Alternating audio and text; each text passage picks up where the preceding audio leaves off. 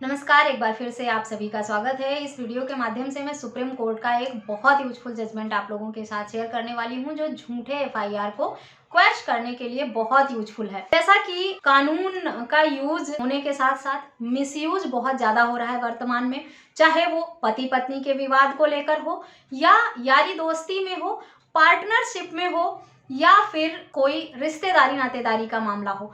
जब लड़ाई झगड़ा या मतभेद होता है एक दूसरे के बीच में और लोगों के बीच में अपने मान सम्मान और ईगो की बात आने लगती है, तो लोग सोचते हैं बदला लेने की भावना से कि इनके ऊपर कुछ क्रिमिनल केसेस दर्ज करा दिए जाएं, सबक सिखाने के लिए। काफी ज्यादा इस तरह के केसेस निकल कर आते हैं। इसी तरह का एक मामला था जिस पर सुप्रीम कोर्ट का ये जजमेंट है, जिसे इस वीडियो के माध्यम से मैं आपको डिटेल में बताऊंगी कि झूठा एफआईआर आप पर दर्ज हुआ है तो आप उसे कैसे क्वैश करने की मांग कैसे कर सकते हैं और अपने हक में फैसला कैसे पा सकते हैं। कुछ लोगों का सवाल था कि क्या चार्जशीट फाइल होने के बाद भी एफआईआर को क्वैश करने की मांग हाई कोर्ट में की जा सकती है। तो ये वीडियो उन लोगों के लिए भी बहुत यूजफुल है। जब भी किसी व्यक्ति के खिलाफ क्रिमिनल केसेस दर्ज किए जाते हैं, एफआईआर दर्ज होता है, तो उसके पास ये कानूनी हक अधिकार है, विकल्प है कि वो 482 सीआरपीसी में हाई कोर्ट में एक याचिका लगाकर अपने खिलाफ हुए एफआईआर को रद्द करने की मांग कर सकता है। और हाई कोर्ट को एक इनहेरेंट पावर देता है ये 482 सीआरपीसी कि अगर एफआईआर क्वैश होने योग्य है तो वो अपने इस अधिकार का उपयोग करके एफआईआर को क्वैश कर सकता है।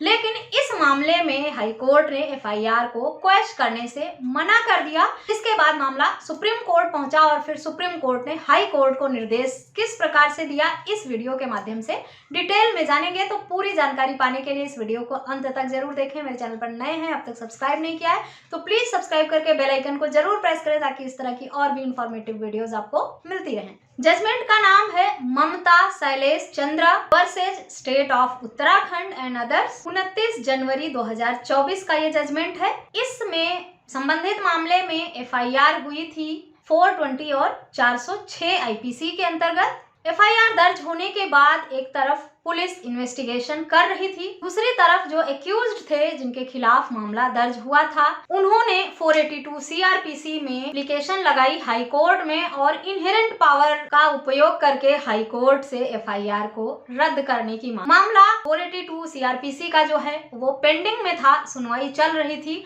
तब तक पुलिस ने चार्जशीट फाइल कर दी, जो एफआईआर दर्ज होकर कोर्ट में मामला चल रहा था। जिसके बाद हाई कोर्ट ने एक्यूज्ड की एप्लीकेशन जो थी 482 सीआरपीसी की, उसे ये कहते हुए खारिज कर दिया कि क्योंकि अब चार्जशीट फाइल हो गई है, इसलिए अब ट्रायल कोर्ट को ये अधिकार है कि वो इस मामले में फैसला सुनाए। हाई कोर्ट अब इसमें कुछ नहीं कर सकता। हाई कोर्ट ने अपने हाथ खड़े कर दिया और उसकी जो याचिका थी उसे डिसमिस कर दिया। हाई कोर्ट के इस रवैये से जो याचिका करता था वो सहमत नहीं था, इसलिए उसने सुप्रीम कोर्ट में याचिका लगाई और वहां पर सारे तर्क दिए कि उसके खिलाफ इस तरह का झूठा मामला दर्ज हुआ है, जिसे खारिज करने की मांग उसने हाई कोर्ट में की थी। इनहेरेंट पावर का इस्तेमाल करके 482 सीआरपीसी में हाई कोर्ट को इस तरह का आदेश देना था, लेकिन हाई कोर्ट ने उसकी याचिका को सुनवाई करने से मना कर दिया और कहा अब ये ट्रायल कोर्ट की जिम्मेदारी है। तो क्या हाई कोर्ट ऐसा कर सकता है? उसके पास राइट नहीं रह जाता है अगर चार्जशीट फाइल हो जाती है? तो क्या मेरे साथ इंसाफ हुआ है या नाइंसाफी हुई है, इस बात की गुहार एक्यूज्ड है उसने सुप्रीम कोर्ट में लगाई। सुप्रीम कोर्ट ने सारे तर्कों को, तथ्यों को देखते हुए ये कहा कि यहाँ पर हाई कोर्ट ने जो निर्णय दिया है वो गलत है। उसे चार्जशीट फाइल होने के बाद भी ये हक अधिकार रहता है कि वो अपने इनहेरेंट पावर का इस्तेमाल करके 482 सीआरपीसी में एफआईआर जो हुआ है उसे चलाना है या नहीं चलाना है, सुनवाई योग्य है या नहीं, इस पर आदेश देने का अधिकार उसको रहता है, वो खत्म नहीं हो जाता है। और इस मामले में संबंधित मामले में ये साफ साफ सुप्रीम कोर्ट ने कहा है, निर्देश दिया है कि अगर चार्जशीट फाइल भी हो जाती है तब भी हाई कोर्ट को इनहेरेंट पावर को यूज करने का अधिकार रहता है। 482 सीआरपीसी का राइट हाई कोर्ट का खत्म नहीं हो जाता है।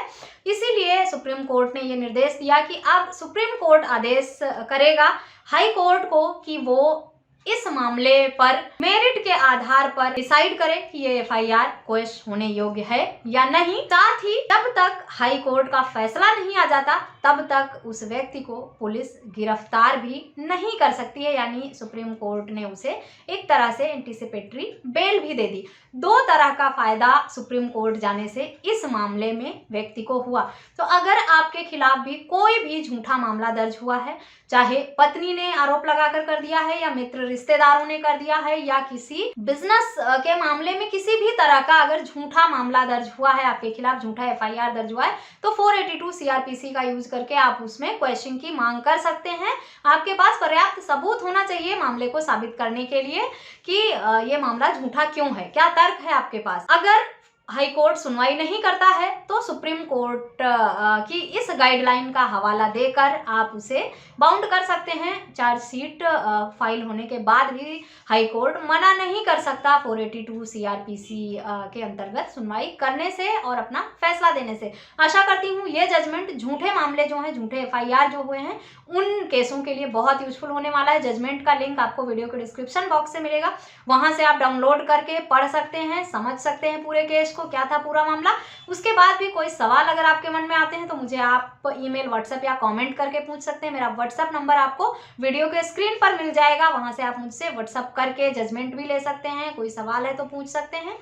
अगर ये वीडियो यूजफुल लगी है तो मेरे चैनल को सब्सक्राइब करके बेल आइकन को प्रेस करना बिल्कुल भी ना भूलें। साथ ही ये वीडियो और लोगों के साथ शेयर जरूर करें ताकि अगर किसी के खिलाफ इस तरह का झूठा मामला दर्ज हुआ है तो वो उसे क्वेश्चन करा सके इस जजमेंट को पढ़कर और समझकर। इस वीडियो में बस इतना ही, मिलते हैं नेक्स्ट वीडियो में, तब तक के लिए थैंक यू एंड बाय।